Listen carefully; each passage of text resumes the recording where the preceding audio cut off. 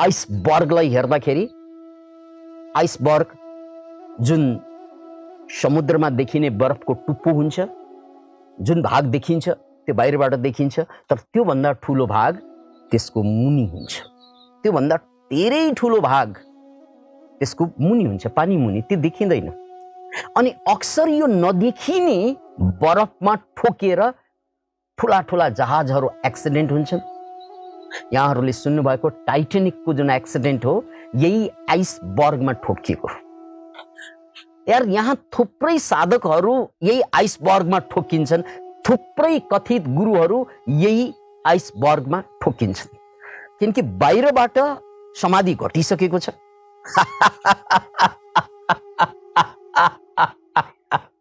बाहिरबाट सबै ठिकठाक भइसकेको छ, तर भित्रको आइसबर्ग न गुरुलाई पत्ता हुन्छ। अब शिष्यलाई पत्ता हुने त सम्भवै छैन।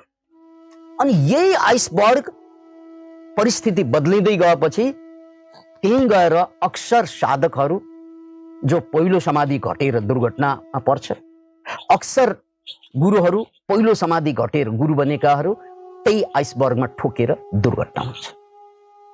मैले आशाराम बापुको एउटा प्रतिनिधि उदाहरण मात्रै दिएँ, यस्ता हजारौं उदाहरण छन्। पत्र पत्रिकामा पढ्न पाइन्छ, रेडियोमा सुन्न पाइन्छ, टेलिभिजनमा हेर्न पाइन्छ। अतः दोस्रो समाधि घटिसकेपछि बल्ल गएर यो भित्रको आइसबर्ग पनि पग्लिन थाल्छ। Can you imagine? अतः यो भयो विचारानुगत समाधिको व्याख्या। अब आजको च्याप्टरबाट हामीले अलिकति गहिरोमा जाँदैछौँ। तेस्रो प्रकारको समाधि, तेस्रो लेभलको समाधि, याद राख्नुहोस्, तेस्रो लेभलको समाधि, जसलाई आनन्दानुगत समाधि भनिन्छ। के भनिन्छ रे? आनन्दानुगत समाधि। यो समाधि बुझ्न अगाडि एक दुईजना पात्रलाई बुझ्नुपर्छ हामीले।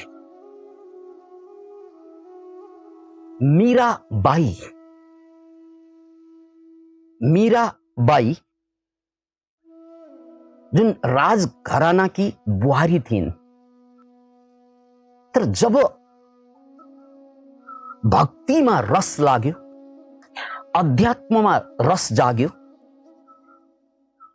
त्यसपछि उनले दरबारमा बसेर जे जति गर्न सक्ने साधना गरिन् र उनको साधना गहिरो हुँदै जाँदा उनको अन्तरयात्रा निकै पर पुग्दा उनको लागि दरबार पनि सानो भयो।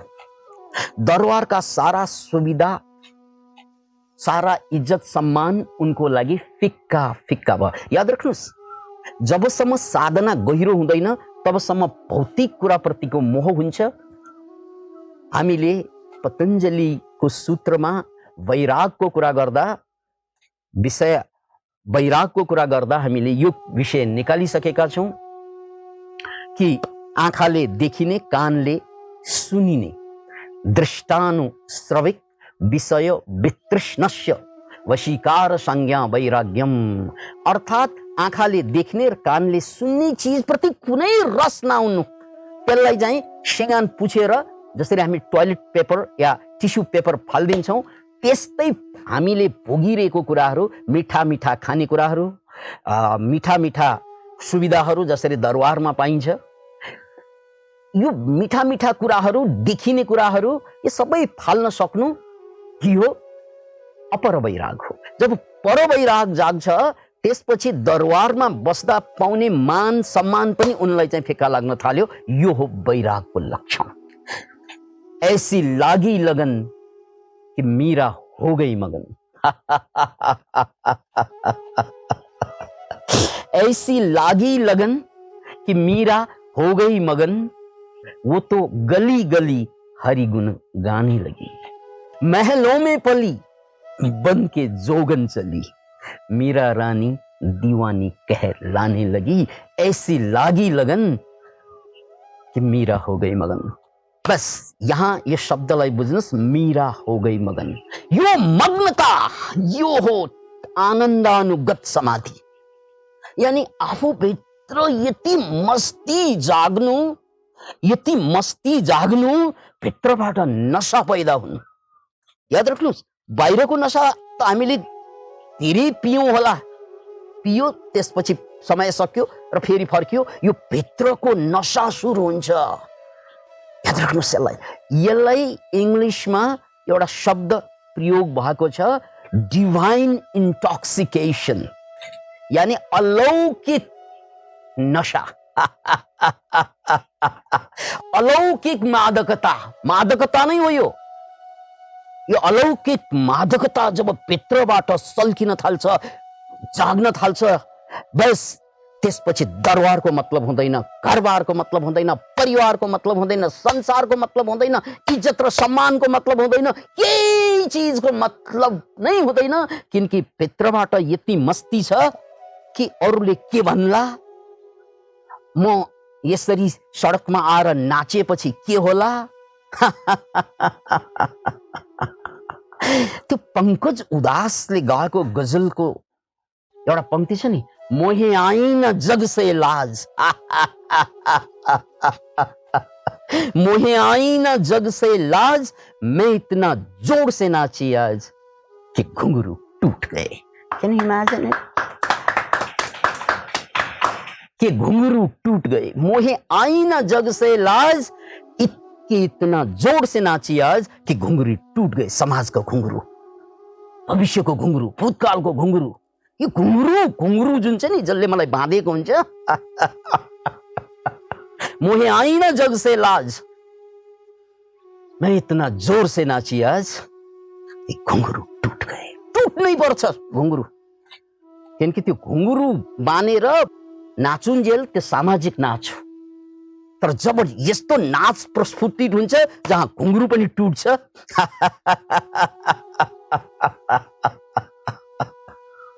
त्यो हो डिभाइन इन्टॉक्सिकेशन, यानी अलौकिक। डिभाइन माने अलौकिक, इन्टॉक्सिकेशन माने मादकता। Can you imagine it? अतः यो समाधिको लेभल जहाँ नपिकन पनि मान्छे मस्त हुन्छन्। मीराको मैले प्रसंग उठाएँ, उनले दरबार घरबार छोडे, त्यो मस्ती यति थियो, यति सुन्दै पनि मान्छे अचम्बित होला। किनकि मान्छे साह्रै आनन्दमा, साह्रै खुसीमा जे पनि त्याग्न तयार हुन्छन्। सबै संसारका वैभवहरू, इज्जत सम्मानहरू धुलो बराबर हुन्छ। यो कुरा सबै मान्छेले प्रकारान्तरमा लभमा परेको बेलामा भोग्दा रहेछन्। जब मान्छे प्रेममा फस्छन्, उसलाई न इज्जतको कुरा, न घरको कुरा, न शिक्षाको कुरा, न सम्मानको कुरा, केही मतलब हुँदैन। उनले प्रिय तिमी पाए पुग्छ भनिदिन्छ। Can you imagine it? अब यो समाधि चाहिँ घटेको होइन है।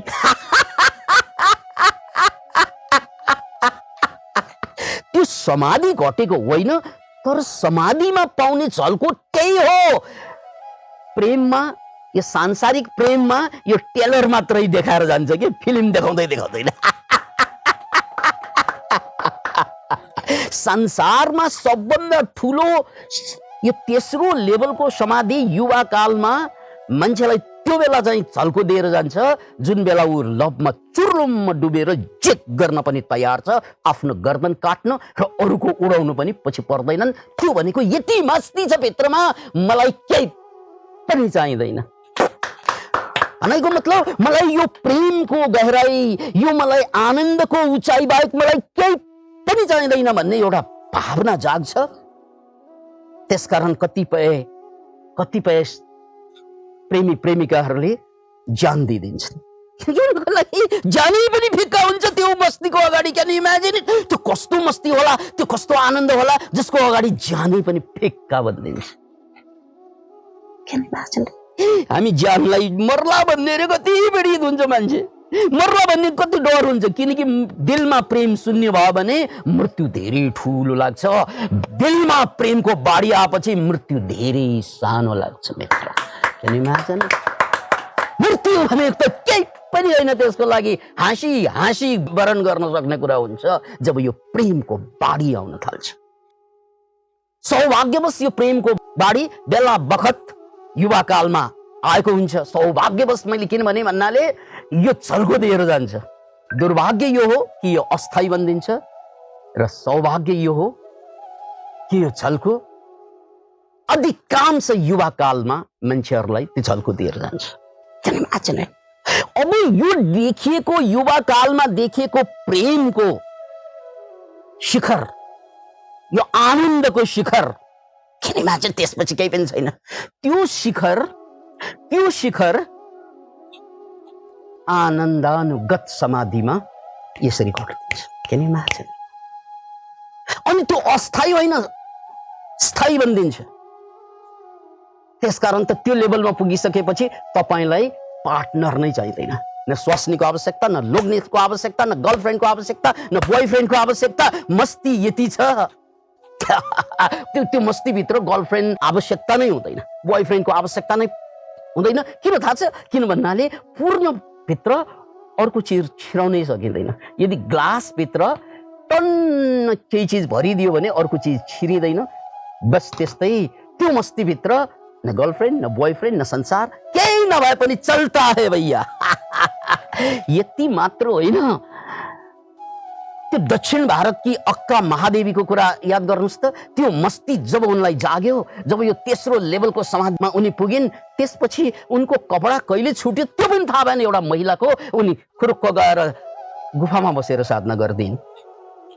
अनि यस्तो घटना एकपल्ट घट्ने होइन, यसले हिट गर्यो भने यस्ता घटना बार बार घटिरहेको हुन्छ। प्रकारान्तरमा काश्मीर लल्ला देवी, जसलाई चाहिँ माँ लालेश्वरी या लल्ला भनिन्छ, उनको पनि हालत त्यही थियो। यो तेस्रो लेभलको समाधि घटिसकेपछि कुन बेला कपडा छुट्यो त्यो पनि थाहा भएन। थाहा तिमीले पाऊ, मेरो मस्ती मसँग छ। Can you imagine? हिसाब किताब तिमी लगाऊ। मैं नशे में हूं, म एक किसिमबाट नशामा छु। ठुकराओ न अब की प्यार करो, मैं नशे में हूं। तिमीले ठुकराओ या प्यार गर मतलब के? मतलब कि किनकि म यो डिभाइन इन्टॉक्सिकेशनमा छु यार। तिम्रो घृणा र प्रेमसँग मलाई कुनै लिनु दिनु नै छैन। अतः त्यो मस्तीका मैले दुई चारवटा चित्रण गरेर देखाइदिएँ यहाँलाई। अनि त्यो मस्तीको विज्ञान के हो? किनकि विज्ञान नभनिकन यो कुरा कथा होला भन्ने लाग्ने पनि मान्छे हुन्छन्, फेरि थुप्रै हुन्छन्। त्यसको विज्ञान के हो भने यो सबभन्दा बढी मान्छेलाई आनन्द लाग्ने, मस्ती आउने भनेको ड्रग्स। अनि बाहिरको कुरामा ड्रग्स, अनि प्रेमको कुरा गरे, त्यसपछि ड्रग्सको कुरा छ। रक्सी, जाँड आदि इत्यादिमा पनि मान्छे चाहिँ मस्त हुन्छन्। त्यसकारण चाहिँ कहिले ननाच्ने मान्छे रक्सी खाएपछि नाच्न थाल्छ। कहिले इङ्ग्लिस नबोल्ने मान्छेले वासम्यान ठस ठस ठस गर्न थाल्छन्।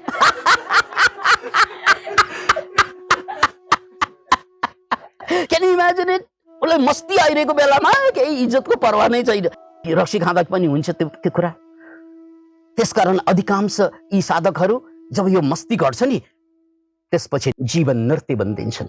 तपाईँले त्यो चैतन्य महाप्रभुको नृत्य देख्नु भएको होला। Can you imagine? तपाईँले त्यो मीराबाईको नृत्य सुन्नु भएको होला। Can you imagine it? Lalleshwari नाचेको कुरा कहानी सुन्नु भएको होला। यो नाच भनेको म भित्रको मस्तीको एक्सप्रेसन हो। Can you imagine it? म भित्रको नृत्य, यानी मेरो हिँडाइ नृत्य बनिदिन्छ, मेरो बोलाइ गीत बनिदिन्छ त्यो बेला। Can you imagine it?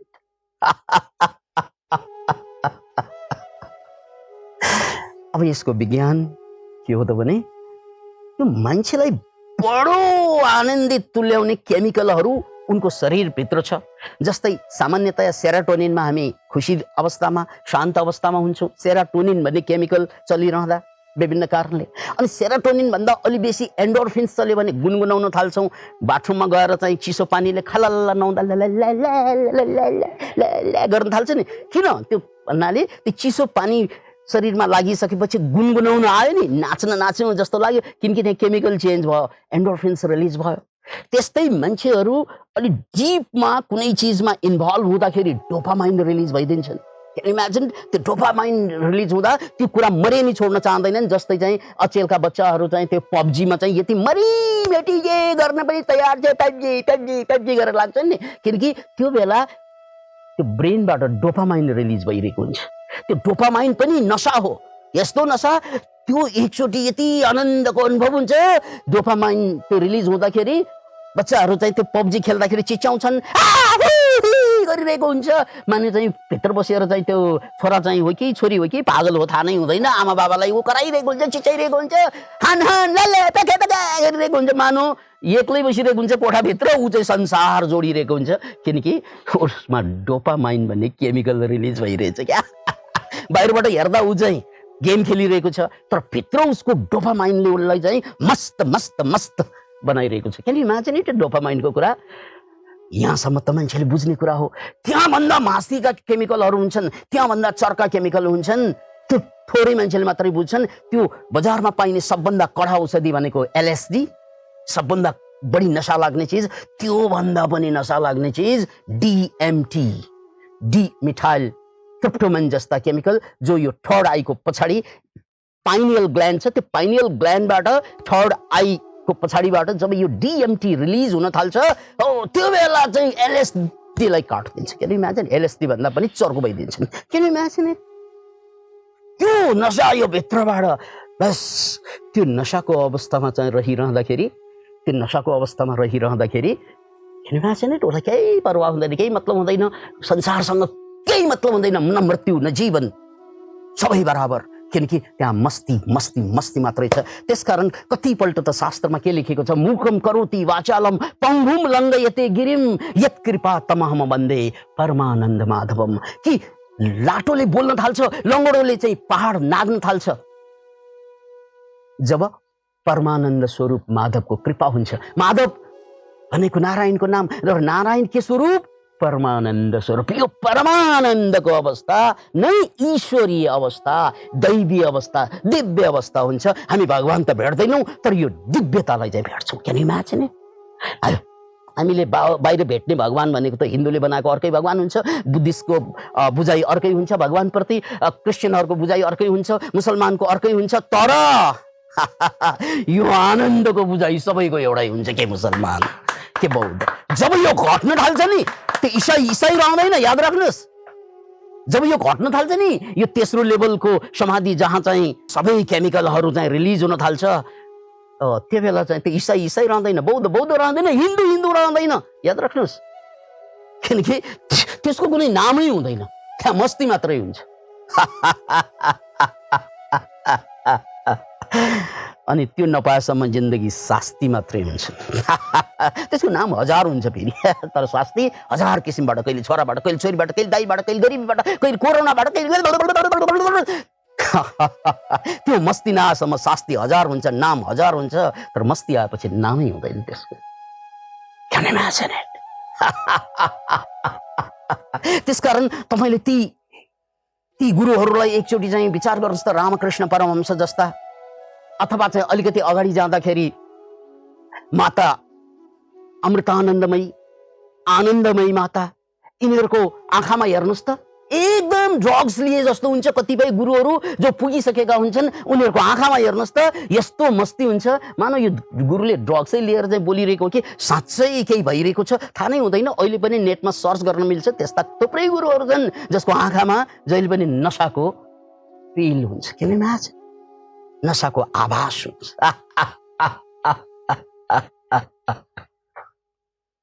र अन्तिम कुरा यसमा जोड्नु पर्दा, मैले भने यो भित्रका केमिकलहरू रिलिज हुने र अर्को एउटा केमिकलको कुरा गर्दाखेरि मान्छे या प्राणीहरूको जीवनमा एउटा सम्पूर्ण कुरा बिर्सेर एक्साइटेड हुने चिज भनेको यौन सेक्सका कुराहरू पनि हुन्छन्। अनि यो लेभलमा पुग्दाखेरि जसरी चाहिँ सहवासमा चरम सुखका कुराहरू गरिन्छन्, त्यो चरम सुखको कुरा त्यो अटोमेटिकली भित्रबाट आइरहेको हुन्छ। Can you imagine it? Can you imagine it?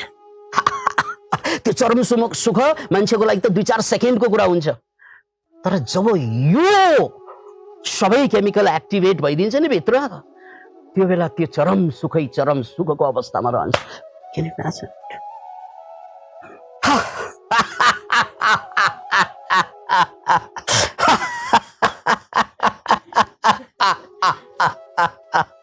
त्यसैलाई भनेको हो आनन्दानुगत समाधि।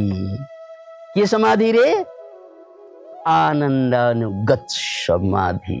Can you imagine? अब यहाँ बुझ्नुपर्ने कुरा के छ त भन्नाले यो आनन्दानुगत समाधि अगाडिका दुईवटा समाधि त घट्नु पर्यो भाइ। कतिलाई लाग्ला सर यहाँ डाइरेक्ट जाने बाटो छैन, त्यही डाइरेक्ट गएर त ड्रग्समा फस्ने, त्यही डाइरेक्ट गएर त वेश्यालयमा टुङ्गिने। There is no direct, there is no shortcut, right? त्यसको लागि सिस्टमकै कुरा हुन्छ। अतः यो तेस्रो समाधिको जुन मैले कुरा गर्दैछु त्यो समाधिको नाम के रे?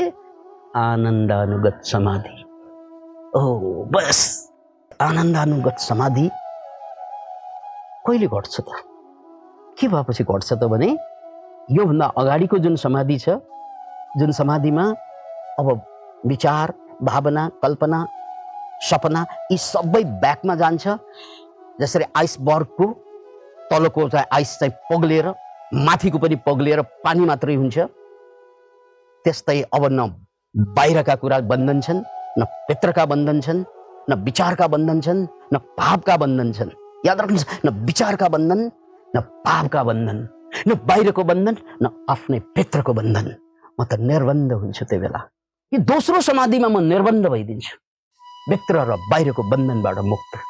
बस त्यही भित्र र बाहिरको बन्धनबाट मुक्त हुँदा, निर्बन्ध हुँदा, त्यही अवस्थामा अब म तेस्रो समाधि घट्नको लागि भूमिका तयार हुन्छ। त्यसलाई आनन्दानुगत समाधि भनिन्छ। त्यहाँ आनन्द बाहेक केही पनि रहँदैन। Thank you very much.